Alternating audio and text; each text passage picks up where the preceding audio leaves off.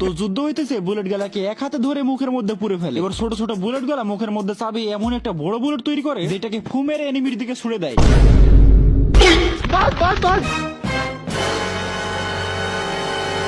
এবার বড় সড়ো পাথর একটা ফেটে দুই ভাগ হয়ে যায়। মানে আমার কাছে মনে হইতেছে এটা মিশরের এলাকা, আর এই বেটাকে দেখে মনে হইতেছে বুক ফুলানো পালোয়ান, যেটা দিয়ে যে কোনো গাছকে ভেঙে ফেলছে।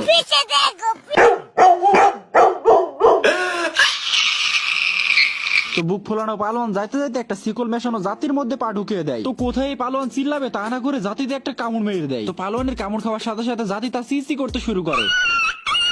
তো পালোয়ান এখন নদী পার হইতেছে, মানে পানিতে নামার সাথে সাথে ঝট করে কিভাবে ওই পারে চলে গেল এইটাই বুঝলাম না। এবার এই পালনকে থামানোর জন্য পিছে একটা পুচকে বেটা লাগছিল, আর ওই পুচকে বেটার সাথে ছিল একটা বুদ্ধিমান ঘোড়া।